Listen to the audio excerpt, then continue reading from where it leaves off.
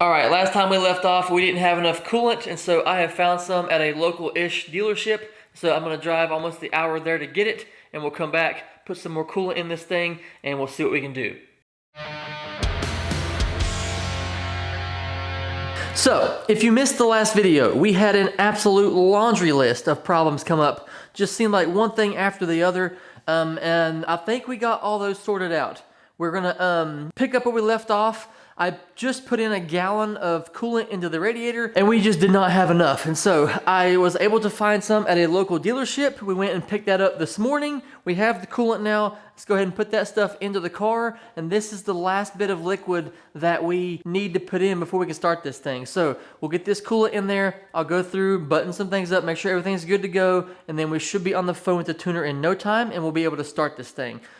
Good Lord. Also, I had to drive like an hour to get this coolant. The local dealership close by didn't even know what it was. They were like, this part number is not showing up in our system. It must be discontinued, blah, blah, blah. And I'm like, it's just Mitsubishi coolant. I know it's just coolant, and I know I could have probably put in some water, but it says don't add water on this jug. And so I was really nervous about that. And so I just decided against it. But man, it was a bit of a stress there for a minute because I just don't have the time right now to wait. We are going on a trip here soon, and so it's a little bit hectic. Okay, it says that the capacity for the Evo is 1.65 gallons. So, I mean, I guess it would seem like it's almost gonna take up everything, but that'll be good, I think, to get it like bubbling and bleeding and all that stuff. So if we have to, we'll go back and get some more, but I don't think we're gonna have to. So yeah, man, we're close. Okay, just want to check. Oh boy, we have a leak. Where is that coming from? I see it dripping, but where is it coming from? I don't see where it's even coming from. I see where there's some coolant like on the block right here where the transmission goes to it. Where is that coming from? It has to be from these coolant hoses here going into the pipe, but how and where? I think that is where it's coming from because it feels wet along the bottom of this big heater core hose. Okay, so after about 30 minutes or more trying to find this leak, what's happening, where it's coming from, we even went and bought a new tool, these long ass pliers to reach between the intake manifold to get to the heater core line clamp because I couldn't get to it. I decided to take my phone and film a video, and I like zoomed out on the camera so I could see the back of the block quite a bit. And so stuffed it down into there, and I just kind of watched the video back, and I could see where the water return lines used to go to the throttle body. Those are no longer on the car due to the upgraded throttle body, and so I have a loop hose on there. One of the clamps on that loop hose was not all the way tight apparently because on the very bottom it was just dripping out ever so steadily. And so went back under there, tightened up that clamp, and there's no more leak. I've been watching the floor for the last like 10 minutes. There's no more drops. And so yeah, I'm assuming that was it. It wasn't all that loose like I said, but yeah, it was loose enough I suppose. So I got that leak fixed. It was a little bit stressful, but I'm glad to have it taken care of. Now we can move on. Okay, I have been just knocking things out here, just going through, tightening all the engine mount bolts, all that kind of stuff up front here, and from what I can tell, everything is good to go. I don't know if the tuner is going to be able to hop on a call today to try to start this thing, but from what I have knowledge of, the car is ready to start. I don't know what else I could do, what else could be done. Intake is on, all the lines are hooked up. I mean, I can technically probably start turning it over to get oil pressure and to see if I have oil pressure. That would be a massive pain in the ass if we didn't have oil pressure. I could go ahead, I guess, and attempt to get some oil pressure into the system. Actually, no, I won't. I have another leak. There's a, where the temperature sensor, the water temperature sensor goes into the neck. Hang on, I'll show you. There seems to be a little dribble of coolant coming out. I'll try to zoom in here and get a good shot right there. There you go. I didn't put any PTFE paste on that, so maybe I will have to put some of that on there. I'd rather have these little leaks like this that are not that difficult to fix, to be honest with you. I'd rather have these than a big one later. So I'd rather get all this stuff out of the way now and not have to deal with anything once the car starts. Just trying to trace out all the bugs, you know what I mean? Gotta do what we gotta do. Hopefully we can get this stuff buttoned up properly and have a nice smooth start. Okay, so it's been like an hour and there is still no leak, so I'm assuming that took care of everything. So basically everything on the car is complete. I have nothing else really to do, I think. I have done all that I know to do. I've checked all that I know to check. I can sit here and stress about it all I want to, but at this point, it's in the universe's hands. And so, yeah, everything is done on my end, I guess. And so we're waiting on Desmond from Performance Destination to give us a call, and we can start this thing up. And yeah, it's time.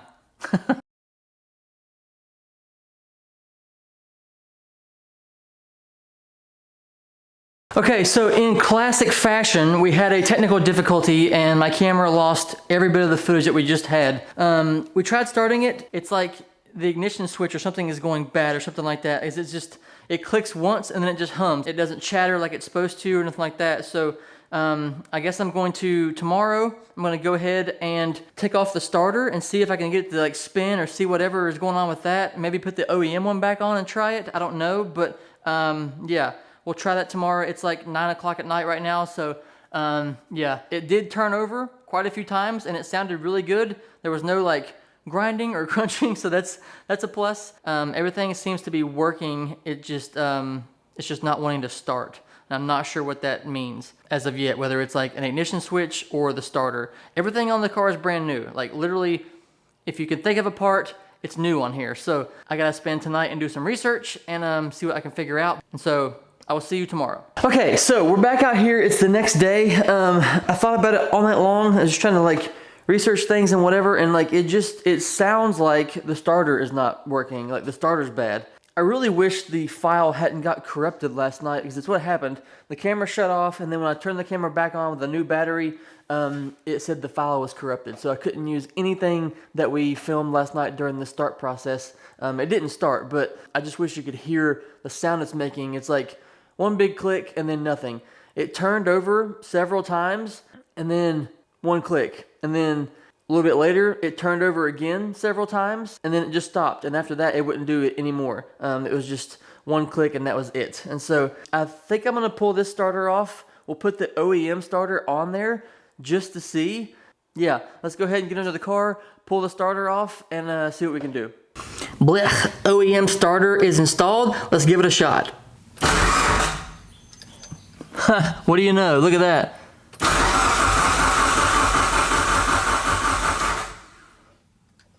So it's the starter.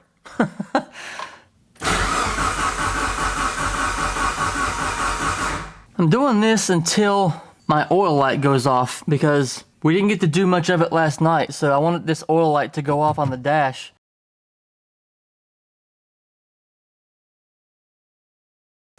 Well, that's not good. The light is still on. So does that mean we're not building oil pressure? Because that would be really, really unfortunate. Let's see here. Let me check some things and I'll jump back.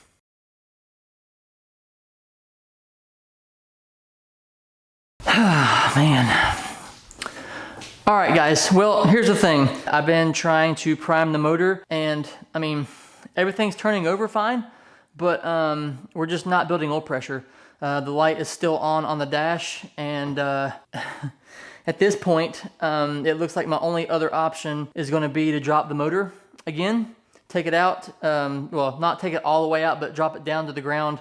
We'll have to take off the timing belt and all that stuff, and we'll take a drill and try to spin the oil pump to see if we're getting oil to the head and all that stuff. For the last like 2 weeks, it's been problem after problem after problem, and it's just been kicking my ass. And then to have this on top of it is a little frustrating. Trying to stay positive, trying to keep a good attitude about it. At least we didn't start the car and like mess the motor up totally. Unfortunately, I'm out of time here right now. We are going to Germany for 2 weeks, and so we've had this trip planned forever, and it's just taken this long to get the car to the point it's at, and that's partially my fault, partially all the issues, and it's just out of time right now. So we're gonna have to be like, by the time you guys are seeing this, we're probably already back. But yeah, I'm gonna keep trying to diagnose some things here and all that kind of stuff.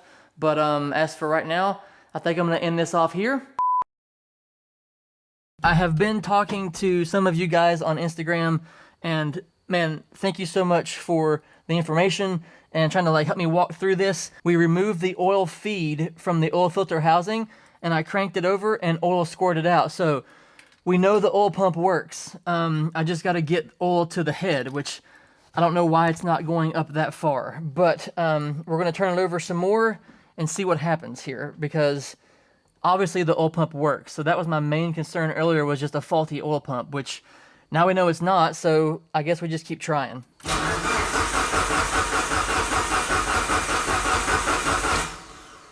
Holy shit. The oil light just went off. It just came back on, but it did go off for a second. It's off.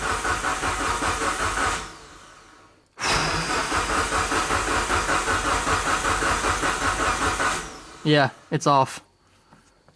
God, what a relief. Okay, I need to see if this actually pumped oil into the head now, because that light went off, so that means it's pumping. Holy shit, there's oil in the head. There is oil around the rocker arms. That means we have oil pressure. What a day. I mean, earlier, like 2 hours ago, I was thinking in my head that we're gonna have to drop this motor and undo the timing. Man, again, thank you guys for messaging, helping me walk through this, giving me ideas of things to try. So yeah, we're good to go to start it. Right now, it's almost 9 o'clock at night, so I'm not gonna fire it up right now, but tomorrow I'll come back out here in the garage and tomorrow should be the day. Good grief.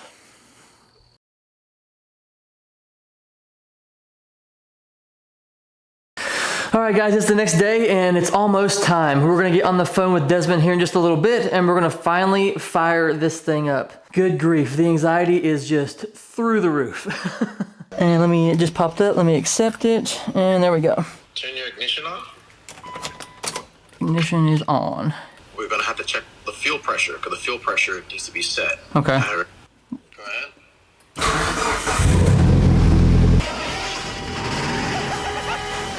It's alive! It's alive!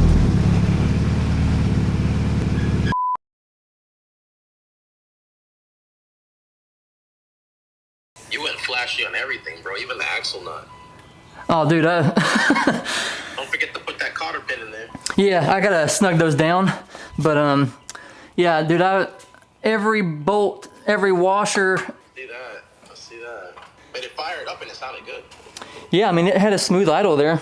Yeah, but it idled too low for the temperature it's at. So that means it needs to get bumped up higher. Okay. All right, it's locked down. A little snug, and then you can fire it up. Okay. Or what you could do is you could have, while you're firing up, you could have somebody spray the belt while it's running for like a few sprays on it. This way it can get on there. Okay. Or you could jump out the car yourself and spray it. Here we go. Let's do it.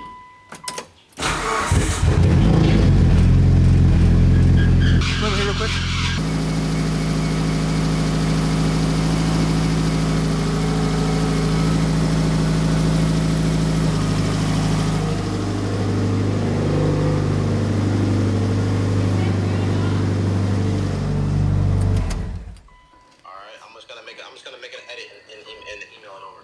Okay. Alrighty. Let me download that. But then again, like I said, it has to, the rings have to seat, and then the compression is going to build, and once things start sealing, it'll start going up. But I just wanted to lean it out a little bit before that. Okay. The ass of the car is facing the back of the garage, so it's extremely loud in here. So. Alright, I'm ready for you to fire it up again. Alright, 3, 2, 1.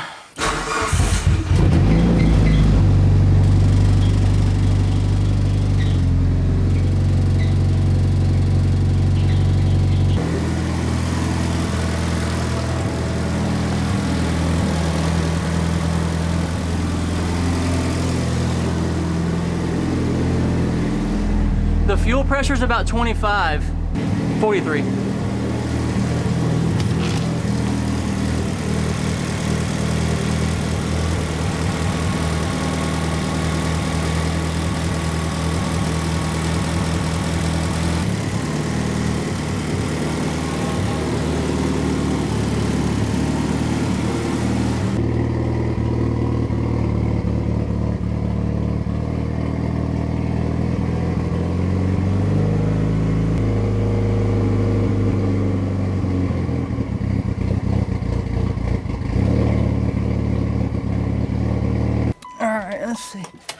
key out.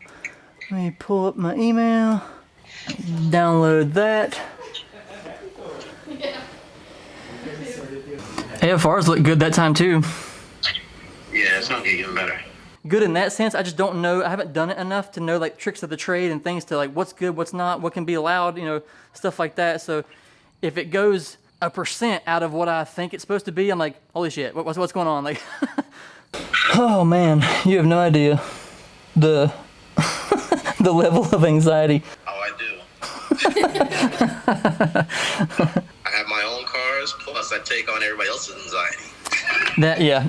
Actually, you know what? You probably do understand what I'm talking about. We're gonna fire it up. We're going to not much though, like very little. We're gonna turn it down, and then we're gonna lock the nut down, and then we need to adjust the TPS to get it back to 13.3, and then any little offset that we need to do, we're gonna do it with that secondary idle screw that's on top for the throttle body. Okay. All right. Here we go.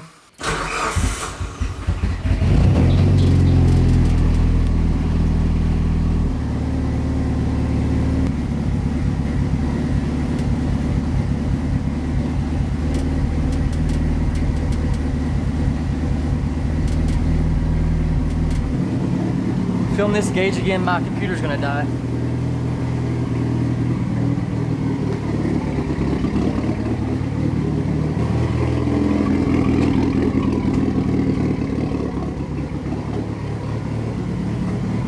Okay.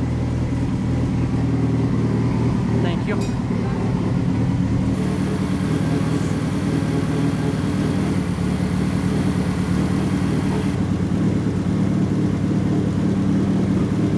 And off. There we are. Mr. Desmond just did his magic. Yeah, it looked like it's good. Like my main thing was trying to focus on the fuel trims, trying to focus on like it's gonna change because you're seating the rings and you're breaking things in, so you're trying to get the rings to seat. So the fuel trims are gonna vary, they're gonna change until it's seated, so you can have like a number where it's gonna be set at. If I know the fuel trims are good, I know the AFR is going to be good, and that tells me where the tune is going to be at. If the fuel trims are out of whack, it would have told me the ECU is making a bunch of compensation for giving it more fuel, taking fuel away. But like, just off of this is only our second edit. Took 2 edits. The car is like perfect right now. But it sounds really good, bro. Like now you're at 172 temperature, so you're up to temp right now. And like you said, when you're breaking in the engine, I always say go based off whoever built the engine, go based off what they recommend. And if they tell you to do a certain steps or procedure, go based off of that. And then now you can start going through the loops of breaking it in and revving it up a little bit more, hold the revs. It's all to seat the rings. You know, yeah. The car, I could tell you the rings probably look seated because the fuel trims look good. If the fuel trims were out of whack, then that would have told the story on what's going on in the combustion cylinders itself. I'm telling you, I'm pretty sure it's probably going to be good, but go through the procedure, rev it up, hold the throttle. After you're done with everything, do a compression test. Do a compression test when the engine is hot. Do a compression test when the engine is hot, because sometimes it's not only about seating the rings, because sometimes you want to make sure the valves are properly seated too. Right, okay. Because we don't want no valves slightly open, and we don't want low compression in any cylinder. We want to make sure it's all good compression across the boards. This way, whenever we're ready to turn it up, you're going to feel every power this thing will give. Love it. So do I need to get a hold of you again whenever I'm doing the rev break in? You can probably do it on your own, but while I'm connected with you, if you want, we could just, it ain't nothing to me to put some eyes on it and make sure it's solid. And if it looks good, it's solid, I'll let you take over the rest. But at least I'm here in case I need to make any adjustments remotely.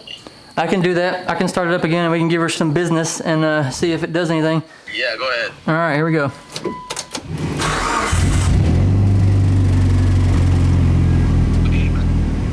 What's that? Oh yeah. All right, I'm gonna go to 2000.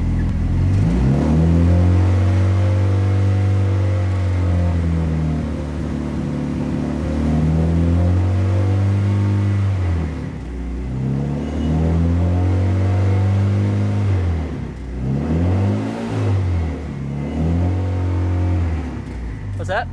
You can take over the rest. You're Appreciate it. Yeah, you could. It's fine. Cool. All right, man. Man, thank you. I appreciate it. And thank you for all your, hopping on, I don't know how many times now, getting all my shit worked out. Nah, it's all good, bro. I do this like every single day, every single night, remotely. I try to make the process like on my end for the customer really smooth. I know it's a stressful situation, so I'll try to make it like really smooth. All right, bro. I'll catch you later, man. Yeah, man. Have a good one. All right, you're welcome. See ya. Holy shit. Out of the front of this transmission, that would be a rear main seal, and that would, Yeah, that would might as well suck. just kick me in the balls. Start because over. Yeah, literally. Okay, 2 leaks is not that bad. 2 very minor leaks, it looks like, so. Oh my God. I took a little bit to kind of like take all that in and everything, and guys, I don't even know what to say right now. The thing starts and it runs good. For some, this is probably small potatoes, like no big deal. They do it all the time. For me, this is huge. Like I said earlier, just a massive deal because I don't work on cars. I always had a shop do most of my work on my cars, and yeah, to fully build an Evo 9 and just dive into the deep end and be like, I'm gonna learn all this, I'm gonna do it, and we'll see what we can do. And then that's the first start. I mean, how I couldn't be happier. I posted a thing on Instagram the other day about the oil pressure and all that stuff, and just so many of you guys just came in and was sending me ideas and things to try and your experiences with it, and I really appreciate that. And all of you guys coming into that story and giving me all your advice and all that stuff. I keep saying it, but the community that we're building here is something really cool, and I am really thankful you guys are along for the ride, and I appreciate all of you guys watching and helping and just being here. Like I said, yeah, this is a big deal for me. It may be small potatoes to some, but pretty dang awesome. And so yeah, we're just getting started. There's obviously tons of other things to do, but we got the first start out of the way. It runs. Thanks for watching. I do appreciate it very much. As always, I will see you guys in the next one. Bye.